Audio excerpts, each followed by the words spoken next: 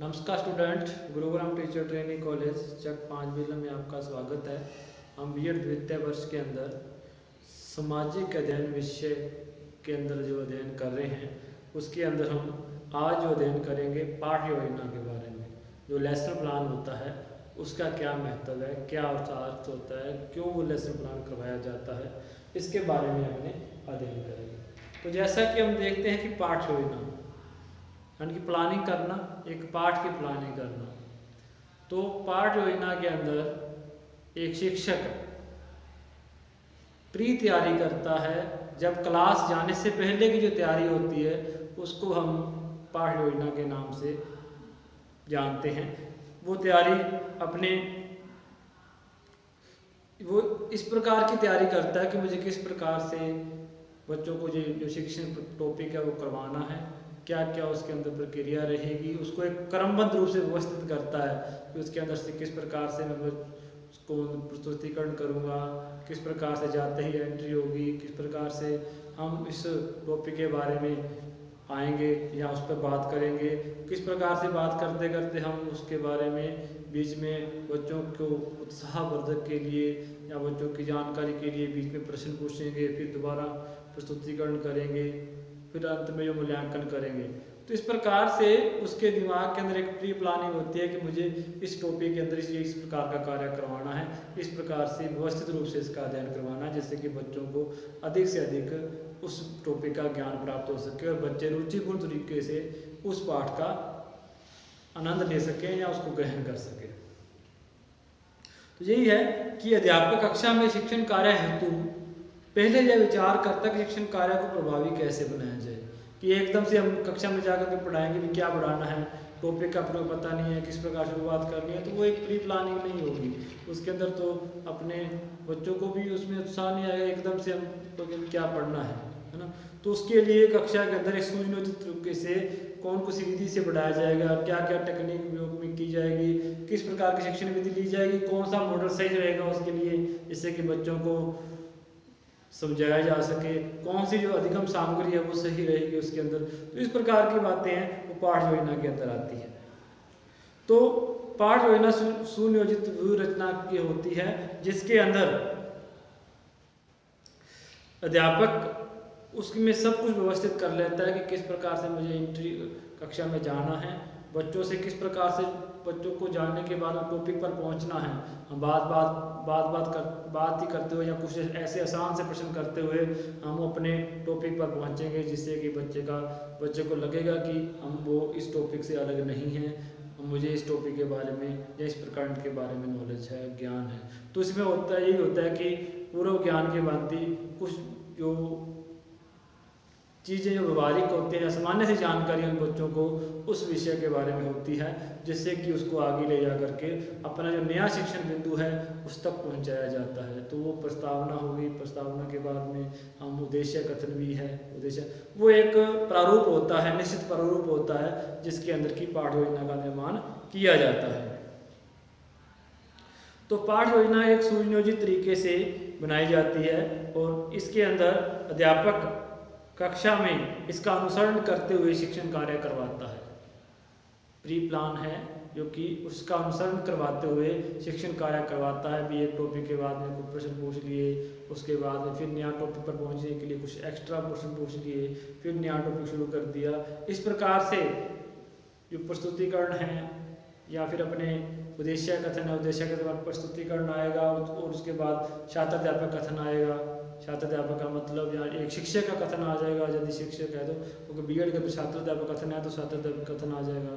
और वैसे यदि अपने कक्षा की या विद्यालय की बात करें तो शिक्षक जो बात कह रहा है, व्याख्या कर रहा है, कथन कर रहा है, तो छात्राध्यापक कथन के अंदर आ जाएगा या शिक्षक कथन के अंदर आ जाएगा। तो अनुभवी शिक्षक तो अपने मस्तिष्क में ही योजना बना लेता है। तो ये दो प्रकार की हो सकती है कि जैसे अनुभव है, ज़्यादा अनुभव हो गया तो वो अपने आप ही मस्तिष्क में बन जाएगी मुझे इस प्रकार से कार्य करना है। लेकिन जब एक अनट्रेंड प्रशिक्षण होता है या बीएड के अंदर प्रशिक्षण दिया जाता है तो उसके अंदर एक प्री प्लान करके बाकायदा दैनिक पाठ योजना के अंदर उसको प्री प्लान करवा के उसके लिए जो 30 या 35 मिनट की जो अवधि निर्धारित है उसमें पाठ योजना को पूरा करना होता है। उसके अंदर क्रमबद्ध रूप से उसका अध्ययन करना होता है, उसको प्रस्तुत करना होता है। ताकि क्रमबद्ध रूप से ही आपने पहला टॉपिक पढ़ा दिया, फिर उसके अंदर बहुत प्रश्न है, फिर आपका विकासात्मक प्रश्न हो गए, फिर दूसरे टॉपिक पे पहुंच गए, फिर बहुत प्रश्न हो गए। इसके बाद में जो प्रश्न बार बार उस टॉपिक के बारे में पूछते हैं, जिससे कि बच्चे क्रियाशील रहते हैं। तो ये चीज़ें होती हैं कि बच्चों को भी क्रियाशील रखना है, उसके अंदर बच्चे सिर्फ श्रोता बन के न रह जाए, उनको भी उसके अंदर रुचि पैदा हो। फिर उसके अंदर जो TLM है या टीचिंग लर्निंग मटेरियल है, उसका उपयोग प्रभावी होना चाहिए। जो शिक्षण विधि प्रयोग की है वो उपयोगी होनी चाहिए। ये सारी चीज़ें हैं वो क्या है इसके अंदर आती है। तो मेन जो अपने पाठ्य योजना का अर्थ यही कह लेते हैं कि एक शिक्षक कक्षा में जाने से पहले मस्तिष्क में एक लिखित रूप से या मस्तिष्क में एक पाठ योजना का, एक प्री प्लान का या व्यवस्थित रूप से एक योजना बना लेता है, उसको हम पाठ योजना कहते हैं। उस पाठ योजना के अकॉर्डिंग वो उसके अंदर या उसके अनुसार ही वो शिक्षण कार्य करवाता है, तो इसको हम पाठ योजना के नाम से जानते हैं। तो पाठ योजना का आशय स्पष्ट करते हुए कई विद्वानों ने लिखा है कि जिसके बारे में अपनी परिभाषा देखते हैं, जैसे बाइंडिंग और बाइंडिंग की है। तो बाइंडिंग ने लिखा है कि दैनिक पाठ योजना का निर्माण उद्देश्यों को परिभाषित करते हैं, क्योंकि कोई भी कार्य करते हैं उसका उद्देश्य निर्धारित होता है। हम कोई टॉपिक पढ़ाएंगे, टॉपिक का शिक्षण कार्य करवाएंगे, तो बच्चों को वो उसके बारे में अधिगम होना चाहिए, उसका अधिगम करवाया जाए। जैसे मान लो अपने किसी ताजमहल के बारे में, टॉपिक के बारे में शिक्षण कार्य करवा रहे हैं, तो हमारा उद्देश्य वही है कि बच्चों को एक सरल रूप से या एक प्रभावी रूप से ताजमहल जो विषय है या ताजमहल के बारे में पता चल जाए। तो एक निर्धारित जो उद्देश्य को परिभाषित करना, पाठ्य वस्तु का चयन करना, पाठ्य वस्तु का चयन किया जाएगा कि क्या टॉपिक पढ़ाना है, उसके बारे में क्रमबद्ध रूप से उसको व्यवस्थित करना, और प्रस्तुतिकरण की विधियां, कौन सी विधि का है उसका चयन करना कि कौन सी विधि से अपनाया जाएगा। व्याख्या विधि सही रहेगी, प्रोजेक्ट मेथड सही रहेगा, उदाहरण विधि सही रहेगी, है ना। ये सारी विधि और प्रविधि के अंदर मिला जुला रूप है। जो विधियों के अंदर जो छोटी छोटी प्रविधियां भी उपयोग की जाती है, आगमन निगमन विधि है या उदाहरण विधि है, इसका उपयोग किस प्रकार से किया जाएगा उसका, और उसकी प्रक्रिया का निर्धारण करना है। उद्देश्य को परिभाषित कर देना। पाठ योजना के अंदर अपने उद्देश्य परिभाषित करेंगे कि इस टॉपिक के बाद में इस बच्चों के अंदर क्या क्या उद्देश्य निर्धारित होंगे।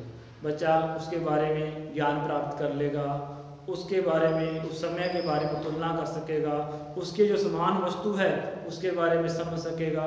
तो सारी चीज़ें हैं वो पाठ योजना के अंदर आती है। तो पाठ योजना का जो महत्व है वो बहुत ही महत्वपूर्ण है एक टीचर के लिए। यानी कि पाठ योजना का होना, पाठ योजना का निर्माण करना बहुत आना चाहिए, उसके लिए महत्वपूर्ण है। पाठ योजना यदि हमने व्यवस्थित रूप से उसके हम उद्देश्यों को निर्धारित नहीं कर पाए तो हम कक्षा के अंदर वो शिक्षक असफल रहेगा। उसके लिए पाठ योजना में उसको उद्देश्यों के बारे में पता होना चाहिए कि मुझे इस पाठ योजना के बाद में बच्चों के अंदर किस प्रकार के गुणों का विकास होगा, किस प्रकार के गुणों उस बालक के अंदर आएंगे जिससे कि वो किस प्रकार की जानकारी वो प्राप्त कर सकेंगे, इसके बारे में ज्ञान उसको होना चाहिए। पाठ्य वस्तु का चयन करना है कि कौन सी कक्षा के अंदर किस प्रकार की पाठ्य वस्तु चयन करनी है हमें, और कौन सा टॉपिक पढ़ाना है, इसके बारे में हमें प्री प्लान कर लेना चाहिए। कक्षा से जाने से पहले एक शिक्षक को ये पाठ योजना कहती है। फिर उस उद्देश्य को निर्धारित कर लिया, पाठ योजना का चयन कर लिया, उस पाठ योजना को क्रमबद्ध रूप से भी व्यवस्थित करना है कि सबसे पहले मैं जब कक्षा में जाऊंगा तो कक्षा में जाने के बाद में बच्चों से किस प्रकार से कुछ इस प्रकार की कहानी या उसके अंदर कुछ ऐसे प्रश्न पूछूंगा जिससे कि वो मेरे जो द्वारा जो निश्चित किया गया प्रकरण है, टॉपिक है, उससे वो अपने आप जुड़ जाएंगे। क्योंकि उनको तो पता नहीं कि सर आज क्या करवाने वाले हैं, लेकिन मैं अपने आप निर्धारित करूंगा कि मैं अपने उस टॉपिक पर लाने के लिए बच्चों को उसका जो पूर्व ज्ञान है उसका उपयोग करते हुए किस प्रकार से मैं अपने जो उद्देश्य हैं या उद्देश्य कथन हैं, जहाँ हमारा जो प्रकरण है उस तक लेके आऊँगा। ये सारी चीज़ें उसके अंदर व्यवस्थित की जाएगी। और व्यवस्थित करने के बाद किस प्रकार से मैं कितना टॉपिक है जो एक बार पढ़ाने के बाद में उसके जो नया टॉपिक आने तक उसके अंदर कुछ प्रश्न पूछ करके बच्चों की अंत्य क्रिया का भी उपयोग करूँगा। अंत्य क्रिया के बारे में, उसकी क्रियाशीलता के बारे में, उसकी जो उसके अंदर रुचि है उसको जानने के लिए उसी प्रकार के प्रश्न करूँगा, जिससे कि मुझे पता चल सके कि जो मैं शिक्षण कार्य करवा रहा हूँ वो प्रभावी भी है या नहीं है। वो बच्चों को समझ में भी आ रहा है या नहीं आ रहा है। तो इस प्रकार से क्या है व्यवस्थित किया जाएगा। दूसरा है कि इसके बारे में प्रस्तुतिकरण की जो विधियां हैं, विधियों का उपयोग किस प्रकार से किया जाए, कौन सी विधि अपनाई जाए जो कि उस योग मैं प्रकरण करवाना चाहता हूँ, जिसके बारे में बच्चों को अधिगम करवाना चाहता हूँ, वो ज्ञान हो जाए, वो कौन सी विधि से उपयोग किया जाएगा। तो ये विधियों का उपयोग करना है। फिर है प्रक्रिया का निर्धारण। तो प्रक्रिया का निर्धारण का बात यही है कि मुझे किस प्रकार से क्रमबद्ध रूप से उसके बारे में लेके जाना है, प्रस्तुतिकरण करना है, या फिर पहले एंट्रीज करनी है मेन जो हो गई, फिर उसके बारे में प्रस्तुतिकरण के रूप में प्रस्तावना हो जाएगी, उद्देश्य कथन हो जाएगा, उद्देश्य कथन के बाद में प्रस्तुतिकरण हो जाएगा, फिर शिक्षक का कथन हो जाएगा, बोध प्रश्न हो जाएंगे, फिर नए टॉपिक पर पहुंचने के लिए विकासन प्रश्न हो जाएंगे, फिर जो उसी का आगे वाला पार्ट है उसका बारे में भी दोबारा जो व्यवस्थित रूप से उसको व्याख्यान किया जाएगा, फिर बहुत प्रश्न है। इसी प्रकार से हम जितना शिक्षण कार्य करवाना चाहते हैं बच्चों को साथ में सहभागिता लेते हुए एक प्रभावी रूप से शिक्षण कार्य करवाना है, जिसको हम कहते हैं कि व्यवस्थित करना है। तो इसमें जितना ही समझ में आता है कि योग की बाइंडिंग ने कहा है कि दैनिक जो पाठ योजना है या दैनिक पाठ योजना है वो क्या है, एक क्लास की जो क्लास जो लगता है, शिक्षक एक क्लास में जो पढ़ाने जाता है, शिक्षण कार्य करवाने जाता है, उसकी जो प्री तैयारी है उसके लिए व्यवस्थित किया जाएगा, उद्देश्य को निर्धारण किया जाएगा, उसका विषय वस्तु को चयन किया जाएगा, क्रमबद्ध उसको व्यवस्थित किया जाएगा और विधियों का भी चयन किया जाएगा, फिर उसकी प्रक्रिया का निर्धारण किया जाएगा, जिससे कि एक व्यवस्थित रूप से जो पाठ जो लेना है वो प्रभावी रूप से शिक्षण कार्य के रूप में लागू हो सके और बच्चों को वो प्रकरण है वो समझ में आ सके। दूसरी है डेविस के अनुसार। जो डेविस ने कहा था कि कक्षा से जाने से पूर्व शिक्षक को पूरी तैयारी कर लेनी चाहिए। पूरी तैयारी तभी करेगा जब उसको लेसन प्लान बनाएगा कि मुझे किस किस प्रकार से जो 35 या 40 मिनट है वो किस प्रकार से मुझे बिताने हैं, जिससे कि शिक्षक प्रभावी हो सके और मेरा जो उद्देश्य निर्धारित किया है वो भी पूरा हो सके और मैं जो मेरा शिक्षण है वो प्रभावी हो सके, बच्चों को समझ में आ सके। वो अपना टॉपिक अपना प्रकरण सब निश्चित करके जाएगा, तभी वो शिक्षण कार्य प्रभावी होगा। यदि वहीं बैठ करके सोचेगा कि मुझे क्या करवाना है और क्या करवाऊँ, इसके बारे में क्या है, तो वो उसके बारे में उतना प्रभावी नहीं हो पाएगा। तो शिक्षक की पूरी तैयारी कर लेना चाहिए, क्योंकि शिक्षक की प्रगति में कोई बात इतनी बाधक नहीं है जितनी कि शिक्षण की अपूर्ण तैयारी। कि सबसे बड़ी जो बाधा है वो शिक्षण की अपूर्ण तैयारी है, कि वो शिक्षण कार्य के लिए तैयार ही नहीं है।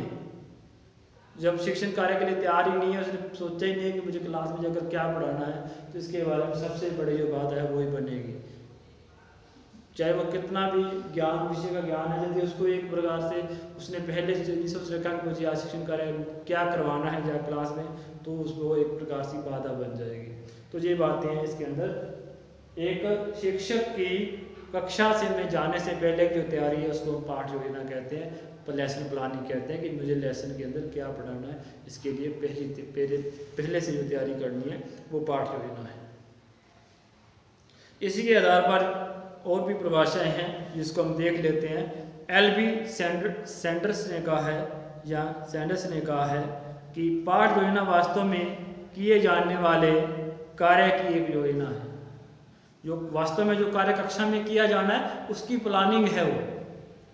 इसके अंतर्गत शिक्षक के अपने कार्य करने के ढंग से संबंधित दर्शन से संबंधित अपने ज्ञान, उसे विद्यार्थियों के संबंध में उसकी जानकारी, शैक्षिक उद्देश्यों से संबंधित उसकी समझ, विषय वस्तु संबंधित उसका ज्ञान, प्रभावपूर्ण विधियों का प्रयोग में लाने संबंधी उसकी योग्यता आदि सभी बातों का समावेश होता है। तो कहने का मतलब है कौन सी विधि अपनाएगा, क्या करेगा, किस प्रकार से विषय वस्तु का चयन करेगा, इसके बारे में जो ज्ञान है वो उसके अंदर दिया जाता है। तो इसमें विषय वस्तु का चयन करना, इसके में योजनाओं का विधियों का चयन करना, विद्यार्थियों के संबंध में जानकारी रखना कि विद्यार्थियों को कितना ज्ञान है। जो अपनी पाठ योजना में ध्यान ये रखना होगा कि हमारी जो पाठ योजना उससे शुरू हो जाए यहाँ तक उसको ज्ञान है। ऐसा नहीं कि बहुत ही हार्ड सी पाठ योजना का प्लान कर ले जिसके बारे में उनको बिल्कुल ही नॉलेज नहीं है, बच्चों को ज्ञान ही नहीं है, एकदम से वो अलग हो जाए, इस प्रकार का नहीं है। या उच्च स्तर की या उच्च कक्षाओं की पाठ योजना ले ली और वो जो कि निम्न जो कक्षाएं हैं उसमें वो काम नहीं करेगी, तो इस प्रकार की बातें हैं वो इसके अंदर आएगी। तो इसमें हम कह सकते हैं कि पाठ योजना के बारे में एक शिक्षक के बारे में, जहाँ शिक्षक को उन विद्यार्थियों के बारे में भी जानकारी होनी चाहिए कि मुझे किस प्रकार की पाठ योजना का निर्माण करना चाहिए और बच्चों को समझाना है। तो शिक्षण की विधियों के बारे में नॉलेज होना चाहिए उनको, ये बात है। फिर है शिक्षा के अंतर्राष्ट्रीय शब्दकोश के अनुसार, जो शिक्षा का जो अंतर्राष्ट्रीय शब्दकोश है वो कहता है कि पाठ योजना किसी पाठ के महत्वपूर्ण बिंदु से संबंधित एक ऐसी रूपरेखा है। पाठ योजना पाठ के महत्वपूर्ण बिंदु से संबंधित एक ऐसी रूपरेखा है जिसमें उसको उसी क्रम में व्यवस्थित किया जाता है जिस क्रम में अध्यापक द्वारा विद्यार्थियों के सामने रखा जाना है, जहाँ रखा जाता है। तो पाठ योजना में उसको उसी क्रम में रखा जाता है जिस क्रम में बच्चों के सामने उसको रखा जाना है, पढ़ाया जाना है या शिक्षण कार्य करवाया जाना है।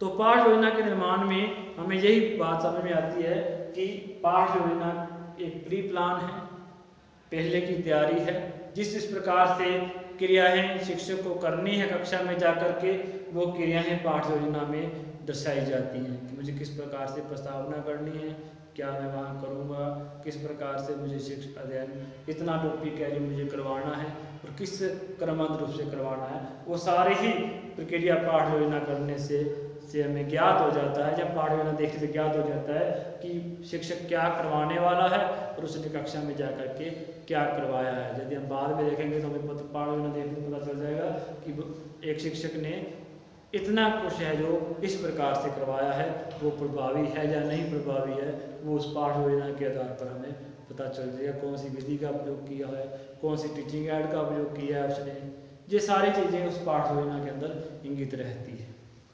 तो पाठ योजना एक प्रकार से कक्षा का एक प्रकार से आईना कह सकते हैं कि कक्षा में जो उसने करवाया है या करवाने वाला है वो एक प्रकार से उसकी प्री तैयारी है। इस प्रकार से पाठ योजना का निर्माण पाठ कक्षा से जाने से पहले किया जाता है और बच्चों को व्यवस्थित रूप से उसी क्रम के अंदर ज्ञान देने का दिया जाता है जिससे कि वो टीचर भी तैयार हो जाता है। और टीचर जब अपने आप को पहले सोच लेता है कि मुझे इस प्रकार से कार्य करवाना है तो उससे अपने आप समस्याओं का भी आभास होना शुरू हो जाता है कि मैं इस प्रकार से करवाऊंगा तो समस्या क्या आएंगी, तो उस समस्या को वो वहीं पर पहले से ही दूर कर लेता है। तो यदि अचानक वो कक्षा में पढ़ाना शुरू करेगा उसको ये आभास ही नहीं होगा कि इस लेसन को पढ़ाने के अंतर्गत या इस लेसन को पढ़ाने में या इस प्रकरण को पढ़ाते हुए कौन कौन सी समस्याएं आ सकती हैं। क्योंकि जब पहले से तैयारी होगी, पहले से वो लेसन पढ़ा होगा, उसको व्यवस्थित रूप से किया होगा, तो वो सारी समस्याएं वहाँ पर दूर हो जाएंगी कि मुझे इस प्रकार की बातें इसके सामने आ सकती हैं। बच्चों को ये जिज्ञासा भी हो सकती है इस लेसन के अकॉर्डिंग क्या क्या समस्याएं आ सकती हैं, वो सारा आभास पहले से हो जाता है और उसको उस लेसन के अंदर उसको समस्या का निदान कर दिया जाता है। तो ये भी बातें हैं जिससे कि एक अच्छा शिक्षण प्रभावी रूप से करवाया जा सकता है। तो शिक्षण है वो पाठ योजना को कक्षा से जाने से पहले की जो तैयारी है वो पाठ योजना कहलाती है। अब अपने कहेंगे कि पाठ योजना निर्माण से पहले कौन कौन सी सावधानियां रखनी चाहिए या क्या क्या आवश्यकताएं कह सकते हैं कि क्या क्या चीज़ें जरूरी हैं, क्या क्या शर्तें होती हैं उसकी। तो अपने देखेंगे ये वाली चीज़ें कि क्या क्या सावधानियां रखनी चाहिए। यदि हम शॉर्ट रूप में पाठ योजना को कहना चाहें ये कह सकते हैं कि पाठ योजना शिक्षक द्वारा कक्षा में जाने से पहले जो व्यवस्थित रूप से उद्देश्यों का ज्ञान रखते हुए जो तैयारी की जाती है उद्देश्यों की पूर्ति के लिए, वो ही पाठ योजना है जो एक क्रमबद्ध रूप से व्यवस्थित रूप से निर्धारित की जाती है। अब है पाठ योजना निर्माण में पूर्व या निर्माण से पूर्व क्या क्या सावधानी रखनी चाहिए। पाठ योजना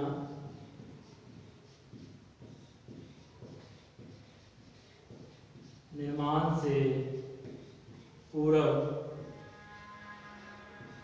सावधानियां क्या क्या सावधानियां होनी चाहिए?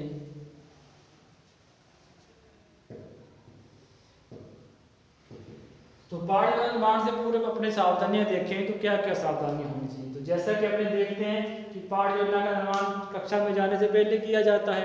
तो कक्षा में जाने से पहले जब अपने इसका निर्माण करेंगे तो हमें बच्चों की क्या क्या योग्यता है या किस प्रकार का उसको ज्ञान है उस प्रकार से प्रति उसके बारे में नॉलेज अपने को होना चाहिए। तो क्योंकि हम जो ज्ञान देने जा रहे हैं तो उसके बारे में सामान्य सी जानकारी उसने पिछली कक्षा में पढ़ चुका है या पढ़ चुकी है।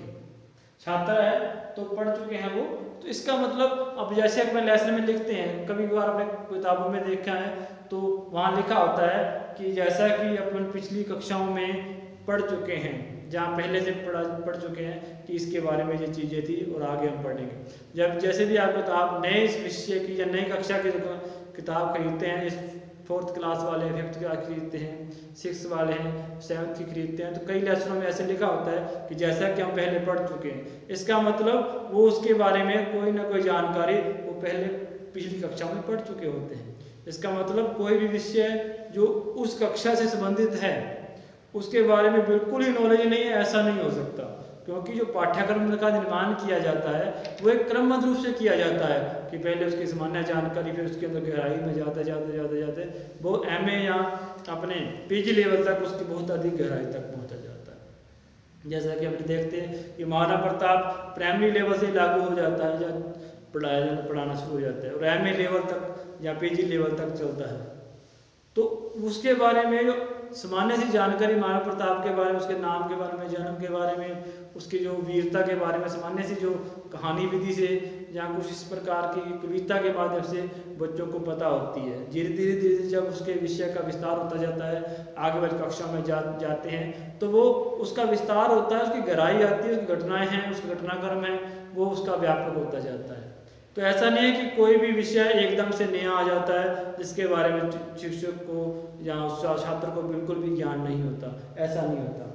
तो पाठ्यक्रम का निर्माण करते समय ये ध्यान रखा जाता है कि कहीं उस विषय के बारे में एकदम से गैप तो नहीं आ गया, तो इस प्रकार में ऐसा विषय तो नहीं है जिसके बारे में बिल्कुल नॉलेज नहीं है, और कोई भी विषय हमने यहाँ वहाँ से तो शुरू नहीं कर लिया, यहाँ से उसको उसके जो बीच की जो कड़ी है वो उसमें नहीं मिलती, उसके बारे में बच्चे जानकारी नहीं रखते। तो कोई भी पाठ योजना निर्माण करने से पहले शिक्षक को देखना होता है कि छात्रों का पूर्व ज्ञान कितना होगा। तो छात्रों के पूर्व ज्ञान का पता होना चाहिए। तो सबसे पहले जो सावधानी है वो छात्रों के पूर्व ज्ञान का पता होना चाहिए। छात्रों के पूर्व ज्ञान की जानकारी, पूर्व ज्ञान या पूर्व ज्ञान की जानकारी।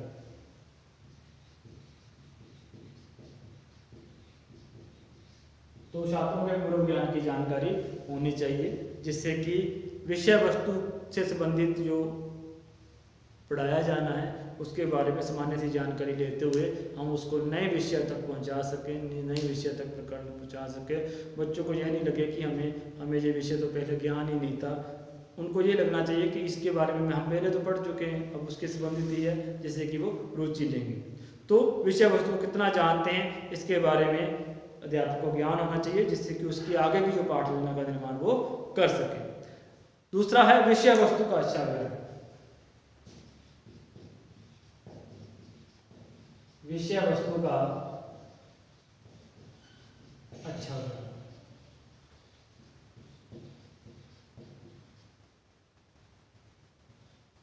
कोई भी शिक्षक है वो अपने लेवल पर ज्ञान करवाता है तो उसको अपने विषय में प्रांगत तो होना ही चाहिए। जब तक उस विषय के अंदर उसको खुद को पूरा नॉलेज नहीं है, वो प्रांगत नहीं है, तो बच्चों को वो आत्मविश्वास रूप से शिक्षण कार्य नहीं करवा सके, क्योंकि वो अपने ज्ञान में ही अधूरा है। तो वो अपने आप को दूसरों से, वो अपने बच्चों को ज्ञान या अपने शिक्षक को ज्ञान कैसे दे सकता है। इस प्रकार से हम कह सकते हैं कि उसके अंदर हमें एक अच्छा ज्ञान, अच्छी विषय वस्तु का अच्छा ज्ञान उसके अंदर होना चाहिए। तो विषय वस्तु का अच्छा ज्ञान होना चाहिए। तो आज की जो वीडियो है इसमें अपने ये 2 पॉइंट डिस्कस किए हैं सावधानियों के बारे में। जो अगली जो वीडियो है उसके अंदर अपनी इसकी सावधानियों के बारे में, क्या क्या सावधानियाँ होनी चाहिए, क्या क्या शर्तें हैं इसकी, उसके बारे में अध्ययन करेंगे। तब तक के लिए धन्यवाद।